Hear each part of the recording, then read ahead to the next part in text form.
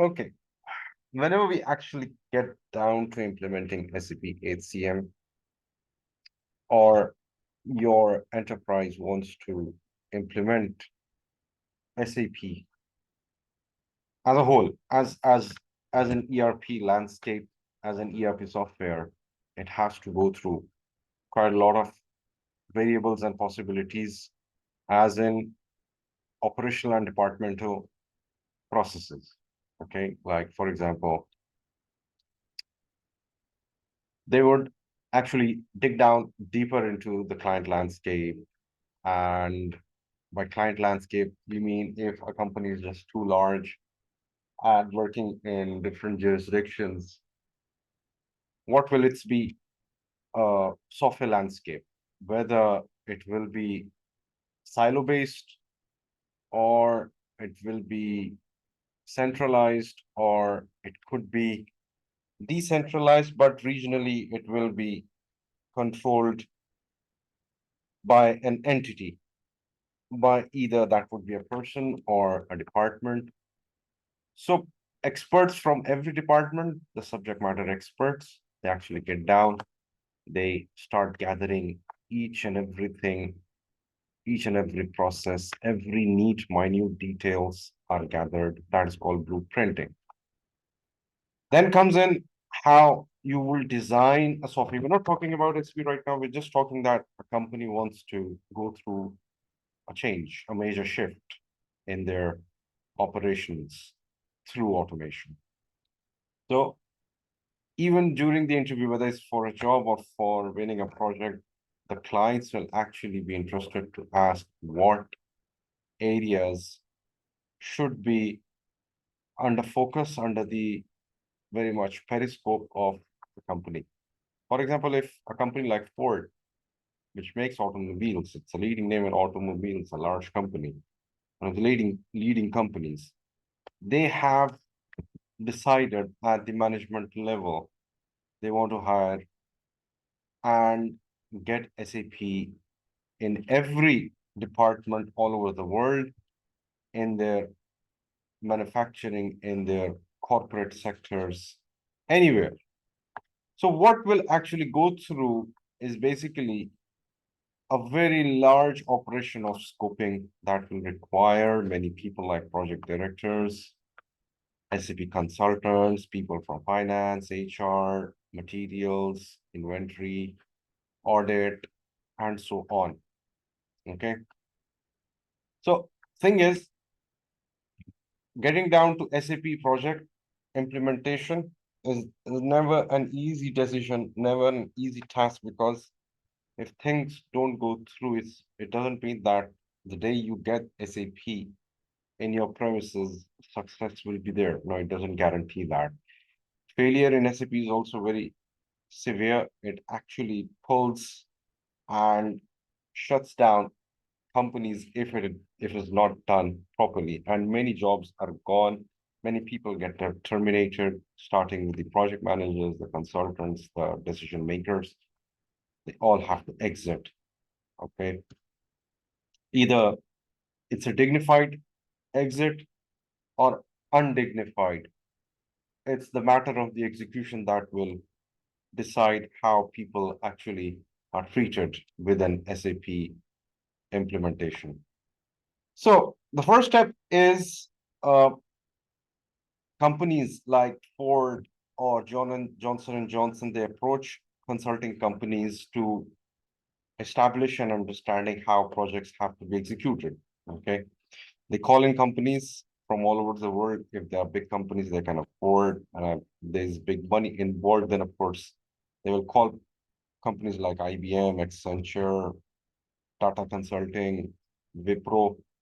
And these companies will then conduct demos on every module that these companies are expert in, like finance, HR, material, production, and so on. So the client and consulting companies, they actually sit down to see which company is matching their mindset, frequency, their temperature, and how good they are in their craft and skill that could automate the entire industry with minimal hiccups and roadblocks. So once that the demo round is done, the bidding and quotation round then starts, and companies are invited in. And these companies then build the possibilities, they document the possibilities, that is called the scoping and the blueprinting document. Blueprinting comes later on when the project is kicked off. First is the scoping document that will enlist all the modules a company will need and why they need it. They will also then attach profiles of experts, that is consultants and project managers. Then there is a layer of change managers. Now, managers, they actually liaison with the client and with the people working under the management, because there is much resistance under the management and in the layers that are working beneath them, because change is always seen as a threat, as a risk. And then over the top are the project directors who sit with the management, and they are the icing on the cake. They sit with the management, they brush their shoulders with the management, and they actually give direction to the management, the company, the CEOs, the owners, the board of directors, because management, of course, they're not technically so savvy. They're not aligned with softwares because everyday technology changes. So they just cannot stay updated. They actually are updated with money-making decisions. So software, of course, somebody else has to learn and make them see how the software is augmenting and improving the business. Okay. So the companies, the management, the ownership, the board of directors, they are concerned about the high cost, low cost thing. But the thing is, most pragmatic companies actually go for the deliverable set. They have a focus and eye on the client problems. They have an attention to the details. So consulting companies actually get down and zero down on deliverables. Okay. Now the deliverables, of course, that set of deliverable will add not only product features, it will add value. How can I grow my business if my business is operating in one sector, like for example, in geographical location of like Kuwait, I would want it to expand to other locations like Turkey, like Iraq. That's how businesses think. And if they're working in one vertical, they want to expand to 5 more verticals. So how could a software help me scale my business from one vertical to like 5 to 6 verticals? By verticals, I mean lines of business, from like if they're manufacturing auto spare parts, they would want to get into automobile manufacturing or assembly. And if they're into in that area, they would actually want to get into the accessories or something related to the automobile industry, or maybe not. Maybe it's indenting service providing industry or import or exporting entity. So deciding on a software actually has many variables. That includes adding value, the product itself, upselling opportunities. How many upselling opportunities does the software allow me when I'm dealing with my layer of customers? Okay. So the consulting companies have to have that focus and attention to detail when it comes to selling a software, because selling a software license is not the end of the game. It's a means to the end, but it never ends, because a software actually evolves.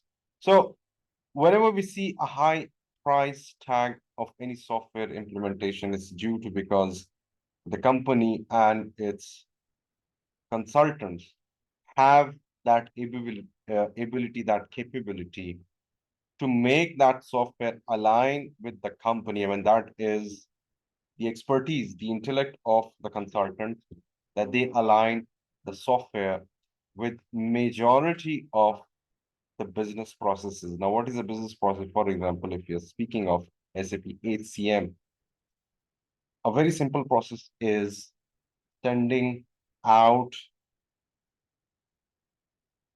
job descriptions and publishing those jobs on the websites and on the social media and getting the applications and calling interviews. That's the hiring process. I mean, keeping it simple, I call in an employee. I have to first qualify that employee, whether that employee really falls in the very ambit of that job description, matches the capabilities required as per the job description. And that will not only save me time because I will be receiving thousands of applications. So which ones are the best? I have to choose three. So relevant, the best, the most suitable, because I know the suitable guys will charge me more, but that will also drive my business forward, right? That's what an HCM HR director will want to see. In the minimal time, he gets the best of resources that drive the business, and those resources will not be easily pulled away by the competitors. That's what a hiring process is. It's not that easy. I mean, you float a job description, get the CVs, you interview them, hire them. It's not like that. It's not that simple as it seems. So if the software is supporting me in these processes, making complex processes very simple and fast enough, that software is giving back value to, right? And I would actually want to explore more, right? Because my competitors are awake. So I should be awake too, and my software should be aligned with that kind of alertness. Okay. So if a company, all the consulting companies that came in and gave the demos and IBM wins the project, okay, then the next step is getting the understanding of the project, which is 0-day training, which actually entails that the management is given a walkthrough of the SAP software as a whole, an overview what each module performs and can operationally achieve for the management and for the entire industry, for the entire company. So 0-day training gets the management and the consulting company to some alignment on one page. Not complete, not maximum, but to some alignment, and that is the starting point. They then decide mutually how many users will be using what modules and how many users will be operating the SAP software, and then comes the license costing of the users, right? So speaking of HCM, of course, you'll have departments, you'll have people running those departments like training manager, recruitment manager, hiring, payroll, work schedule, taxation manager. Every one of them, every single person will have a set of responsibilities that you have to align in one software. That is HCM. Not so simple, but not difficult as well. It's easy, but of course, you have to have that intellect to relate and communicate that alignment, that understanding of the software with the enterprise so that they can embark on that journey. And similarly, we have managers for inventory, warehouse, production. They too are being operated by people who know their craft, their industry, but they have less knowledge about the software, because the alignment of the software and the company, the business process, that involves people, living people, and people who think differently. Every department has to think differently. They think differently because they have their own mechanisms, their own culture. So software has to get down into the roots and get along very smoothly with the company, right? So that is the challenge where consultants actually get beaten just because they don't understand the culture, the industry, the mechanism, the thought process of the people involved. Okay. So people have to first understand the semantics of the entire department before they actually step in and dip their toes in the water. Okay. So companies like IBM, they're now pretty much experienced with every industry all over the world, so they can actually handle any kind of complex project. Okay. So if clients, of course, they go by phases. I mean, first they would want to try finance and mature it. Then they would actually go for supply chain. Then they would actually come down to production. Phase wise, they will want to implement SAP. Okay. Some people, they, some companies, they actually don't want HCM because some companies, because they're already too comfortable with the current customized solution that they have, because they are harboring that fear of how would HCM really reduce their headache and would align them and smoothen their operations department wise, process wise. So they want to leave and exit their comfort. Okay. And since SAP software is a big software and HCM is pretty much inclined towards customization for every industry and company, so handling SAP HCM is never easy. Okay. And then companies also avoid HCM in the first phase because it requires another set of consultants, an army of consultants who actually have to get down and start connecting the software, the dots of the software with the enterprise. Okay. And then, of course, companies also avoid HCM implementation because there is a shortage of consultants. But nonetheless, because even if they want to avoid it, they cannot, because eventually they have to shift and migrate towards SAP HCM, as HCM is an integral part of the entire software. And they just cannot actually ignore it because of its advantages it actually brings on the table.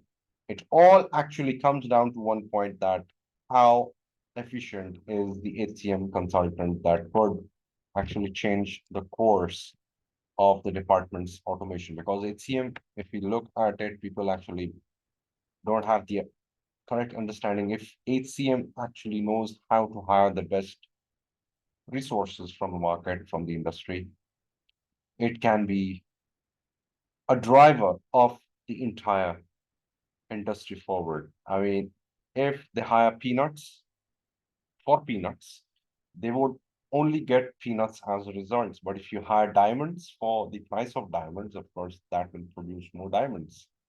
That's how it is. So coming now down to SAP, how it looks, how it works. But first, let's go over how SAP actually is spread out in its landscape. And it is called the system landscape. Broadly speaking, there are like three instances in the SAP system landscape, and that is development client, quality client, production client. A production client is live data cloud. Okay. And these instances are basically the servers in very simple language that is handled by the basis consultant. Now, basis is a part in SAP that handles the server from its installation to spacing to capacity building to execution to storage to database management. Basis consultant does that. Okay. So, and broadly speaking, these three categories, of course, if you're talking about development, quality, and production, in development, we have the configuration area workspace, the development, the customization, testing, sandbox, and research. Okay. So these basically are the landscape. If you're speaking of the development landscape, these workspaces like configuration, customizing, sandbox, research are there so that we can test the standards and align these SAP configuration standards with what actually enterprise wants to have as their basic and advanced processes. Because enterprises are processes. They are a set and collection of processes. If these processes are removed, the enterprises actually will get crushed under its own weight. So these processes are the standard operating procedures for every department. So collecting them and aligning them and configuring these onto the software is the expertise of the consultant. Okay. So in these workspaces, as an HCM consultant, you have to have the understanding.